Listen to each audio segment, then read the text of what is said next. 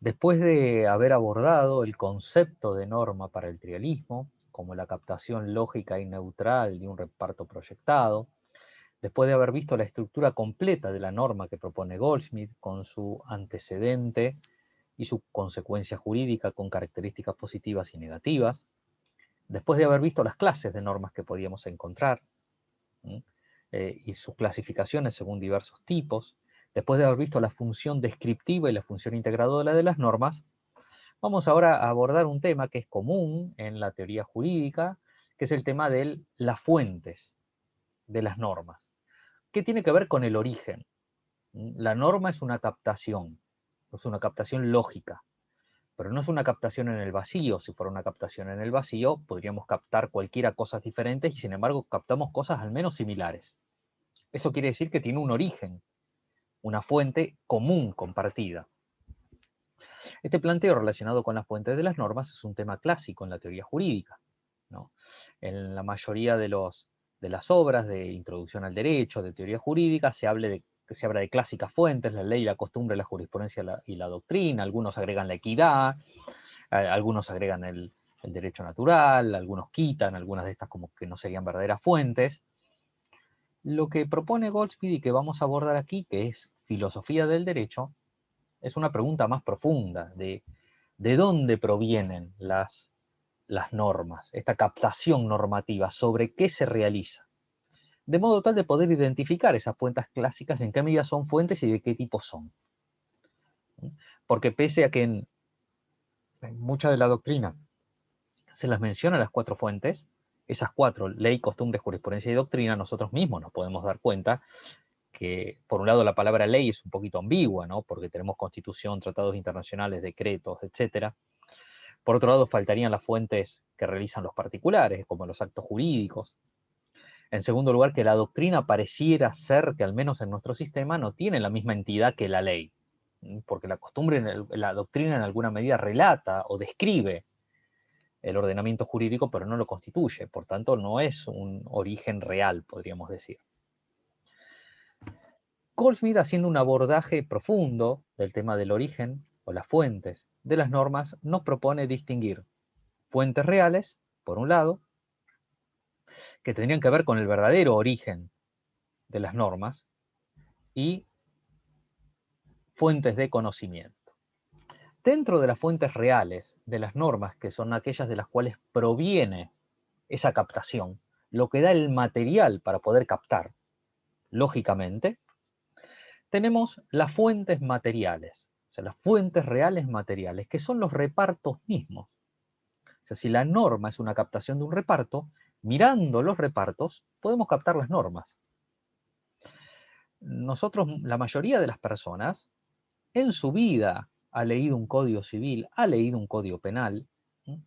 eh, Muchos de ellos no han leído tampoco ni siquiera los códigos de tránsito, solamente los han leído algunos de los que han obtenido el carnet de conducir, porque no siempre los exámenes son igualmente exigentes. Entonces algunos hasta sin leer el código de tránsito ha obtenido su licencia de conducir. Sin embargo, saben lo que dicen las normas vinculadas al tránsito, vinculadas a las relaciones civiles, vinculadas a los ilícitos. La mayoría de los estudiantes de la facultad en su vida han leído el reglamento de exámenes, sin embargo saben las normas que captan los repartos vinculados a los exámenes. ¿Por qué? Porque han visto los repartos. Han visto que un alumno ha querido rendir, un compañero de ellos estaba sentado, el profesor pasó lista, no estaba lista, no pudo rendir, si no se lo pudo agregar o incluir. Han visto, las personas han visto que a alguien se lo han llevado, le han llevado el auto porque está determinado de otra, o han visto también que a alguien le han hecho pagar un daño porque ha chocado un auto desde atrás, y entonces, bueno, a partir de ahí, mirando los repartos, se pueden captar las normas directamente mirando los repartos. Y podríamos decir es la manera más fiel de captar la norma, porque uno capta la norma con su exactitud, tal cual capta los repartos proyectados realmente.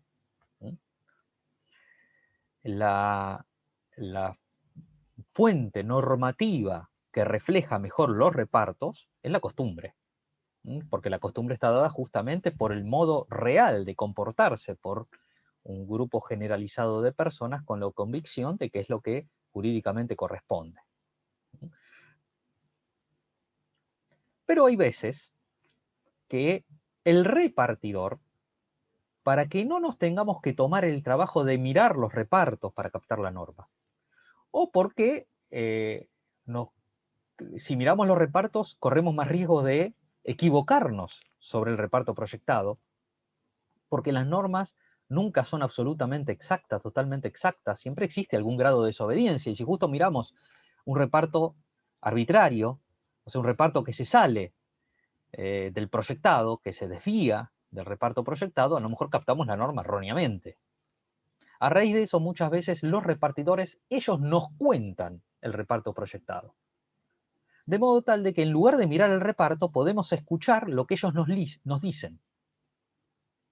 Esa descripción del reparto proyectado que hacen los repartidores, o ese relato de los repartos proyectados que hacen los repartidores, es lo que llamamos fuentes formales. Entonces tenemos la Constitución. ¿Qué es la Constitución? Es el reparto proyectado tal como nos lo cuentan los convencionales. Ellos proyectan un reparto, pero además de proyectar el reparto, nos cuentan el reparto que proyectan.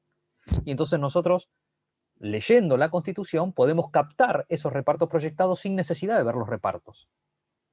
De nuevo, para conocer la Constitución, para conocer las normas constitucionales, se puede hacer sin leer la Constitución. Mucha gente sabe que hay un presidente, que el presidente se lo elige, que si ninguno de los dos presidentes saca muchos votos, hay un balotaje después, hay una segunda vuelta, y que dura 4 años. Esa gente sabe que hay una norma constitucional así y nunca leyó la fuente. ¿Por qué? Porque vio los repartos. Pero, lógicamente, se capta mucho mejor, o mejor dicho, más simplemente, no siempre mejor, pero más simplemente, si tenemos esta descripción de los convencionales, que es la fuente formal Constitución. Y lo mismo un tratado internacional, lo mismo una ley.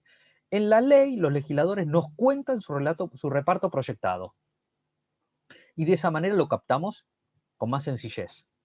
En un contrato, los contratantes nos cuentan el reparto que proyectaron allí. Entonces captamos la norma contractual más sencillamente que viendo el reparto propiamente.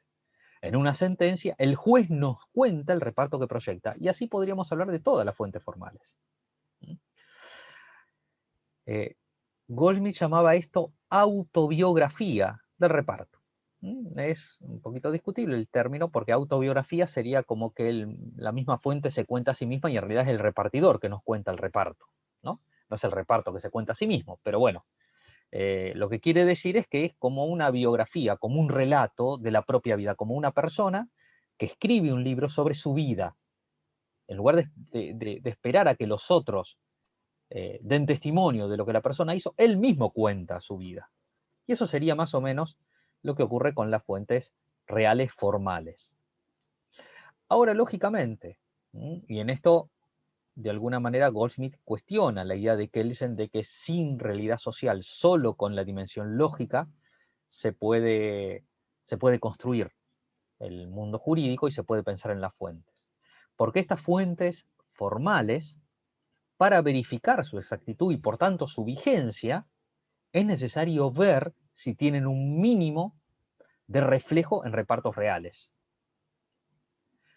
Nosotros sabemos que, y todas las teorías jurídicas sostienen, que si una ley o un tratado internacional dicen algo que se da absolutamente de espaldas con lo que ocurre en la realidad permanentemente, entonces ese tratado internacional, esa ley no es auténticamente una norma jurídica.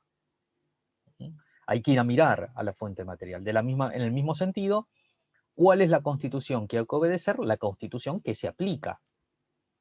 Pues nosotros podríamos discutir si la constitución actualmente vigente es la constitución legítima, porque proviene de la constitución del 53, y en realidad hubo una constitución en el año 49 que no fue dejada de lado legítimamente, porque hubo un gobierno militar que no tenía legitimidad, que decidió dejarla sin efecto, la constitución de Perón de 1949, pero esas discusiones en gran medida son históricas, porque si uno va a un tribunal, en el tribunal aplican la del 53 con la reforma del 94, no aplican la del 49. Entonces la fuente formal de los repartos reales que existen en el ordenamiento argentino descansan en la norma que tiene como fuente la Constitución de 1853. Y para eso tenemos que ver la realidad, tenemos que ver qué hacen los tribunales, qué hacen las autoridades, qué hacen los funcionarios, etcétera, etcétera, etcétera.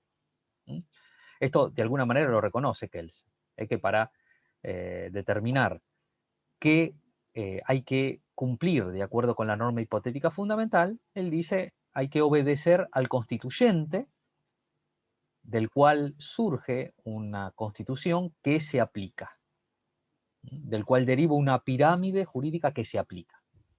O sea, las fuentes formales no se pueden desprender totalmente de las fuentes materiales de los repartos tal cual son. Ahora vamos a ver después que un problema que tiene este tema de la fuente formal, es decir, que no miramos los repartos, sino que escuchamos o leemos lo que nos cuenta el repartidor, es que el repartidor se puede equivocar, nos puede contar mal, y ahí tenemos los problemas de interpretación.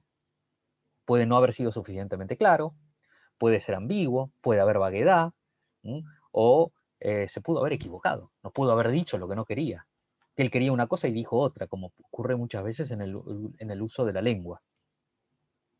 Eso porque nosotros recurrimos a fuentes formales, no a las fuentes materiales que son los repartos. Y como otra dimensión, otro tipo de fuentes, tenemos las fuentes de conocimiento.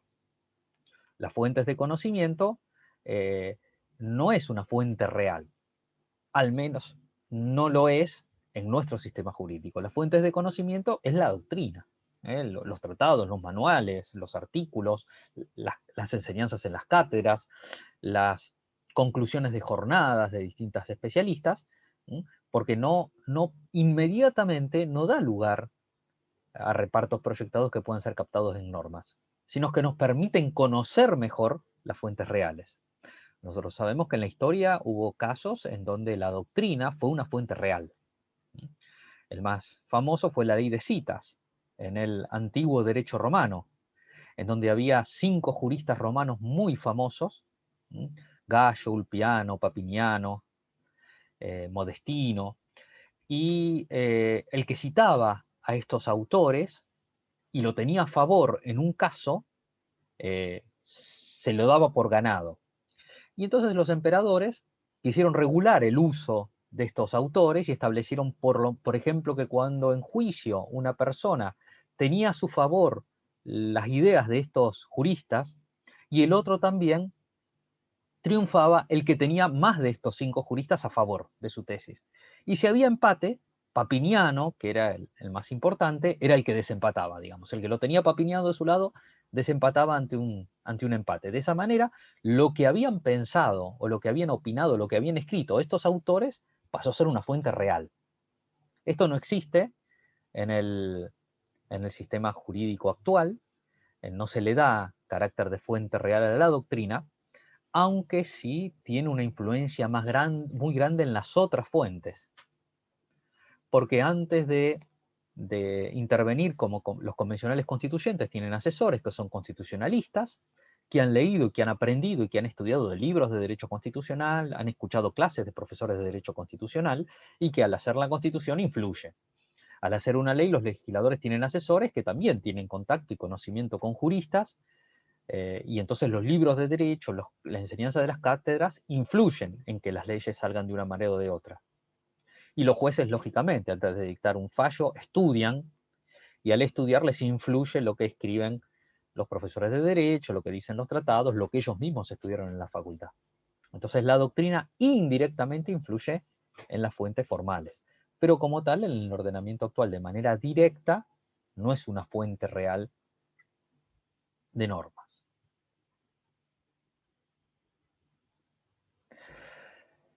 Ahora, esta cuestión del origen y de las fuentes de las normas nos permite abrir el panorama a 2 posibles fuentes diferentes que habíamos mencionado en alguna clase anterior. Las fuentes de espectáculo y las fuentes de propaganda. Fuentes de espectáculo es cuando se enuncia la fuente, el repartidor describe un reparto proyectado que no es tal, que no tiene intención de proyectar ese reparto, sino solamente dar un espectáculo con el relato, con la descripción de la fuente.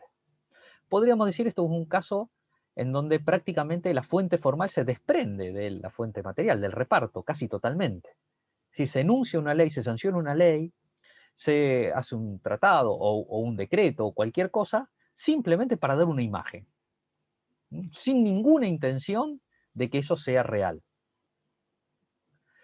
Nosotros habíamos mencionado en una clase anterior, por ejemplo, la ley de intangibilidad de los depósitos, que se sancionó en el año 2001 para darle tranquilidad a la gente y que no retire el dinero de los bancos, ley que tuvo que ser derogada a los pocos meses porque se estableció el corralito. Cuando la gente no le fue suficiente esto al ver la situación económica en el 2001 y fue y se produjeron corridas bancarias, y entonces, bueno, ¿dónde quedó la ley de intangibilidad de los depósitos?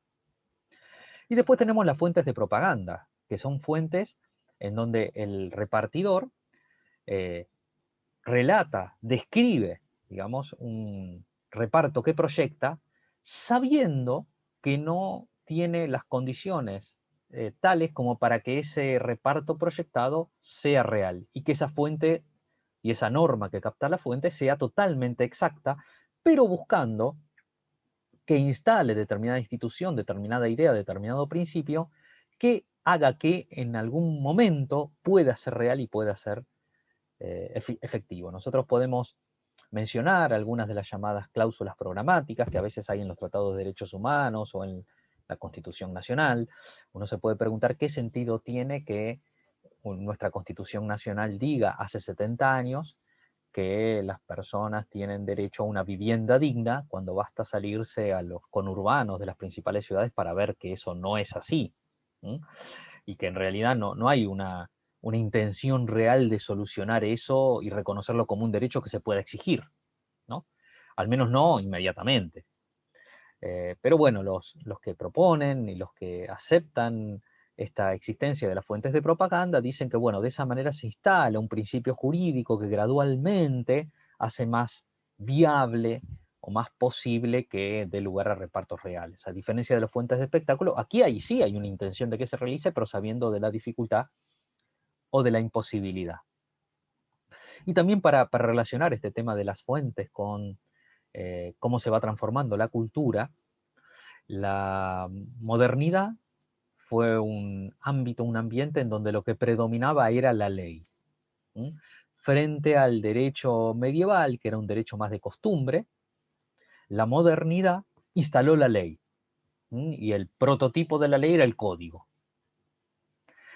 Y nosotros vemos que en la posmodernidad, en los últimos años, empiezan digamos, las formas, las fuentes del derecho que tienen más que ver con la autonomía, empiezan a ganar predominio respecto de la ley. En el ámbito internacional, los tratados, los acuerdos entre los países, cada vez crecen muchísimo como crece la globalización. Y en el ámbito interno, la dimensión contractual, que sean las personas a través de sus acuerdos y como ellos de acuerdo con su voluntad opten, los que terminan configurando jurídicamente las distintas situaciones. Frente a un mundo que tenía a la ley como apogeo, cada vez más vamos hacia un mundo en donde los tratados internacionales a nivel supralegal e internacional y los contratos a nivel infralegal van cobrando cada vez más predominio. En relación con este tema de la fuente, nosotros podemos ver que esas fuentes clásicas de las cuales se hablaba, primero la llamada ley, bueno, ley podría ser un término general que engloba distintas fuentes formales, que tienen que ver con normas establecidas expresamente, ¿no? Y en donde entraría tanto la Constitución como los tratados, incluso los contratos o las sentencias tienen ese carácter normativo, que se le atribuía a la ley cuando se habla de ley, jurisprudencia, costumbre y doctrina. La costumbre tiene que ver directamente con las fuentes materiales, porque son los repartos mismos. La jurisprudencia, si nosotros como jurisprudencia nos referimos a la sentencia que tiene un valor solo individual, entonces es una fuente formal. Ahora, si nos referimos a la jurisprudencia como la influencia que tiene determinado modo de sentenciar de algunos tribunales sobre otros modos de sentenciar de otros tribunales, eso tiene que ver en nuestro sistema jurídico, en donde no es vinculante directamente, más bien con las fuentes reales o materiales, porque es de hecho que influye, es por los repartos mismos, por lo que tiene de ejemplar un reparto. Las razones de un reparto que realiza un tribunal se consideran dignas de ser ilimitadas y por eso son seguidas por otros. Y la doctrina hoy en día vendría a ser más bien una fuente de conocimiento que indirectamente influye en la creación de las fuentes formales. De esa manera, ese esquema típicamente. ¿Y qué diríamos nosotros de la equidad o el valor justicia que algunos autores proponen? Bueno, nosotros podríamos plantear también que indirectamente influyen en la creación de las fuentes formales. La idea de justicia o la idea de equidad influye en la sentencia, influye al hacer una ley, influye al hacer un decreto, etcétera, etcétera, etcétera. Ahora, directamente no son fuentes de las normas porque pertenecen a la dimensión diquelógica. Si nosotros planteamos a la justicia o a la equidad como fuente de norma, entonces estaríamos cruzando las dimensiones. Influyen en aquellos que crean las fuentes de norma, pero como tal directamente no son fuentes de norma.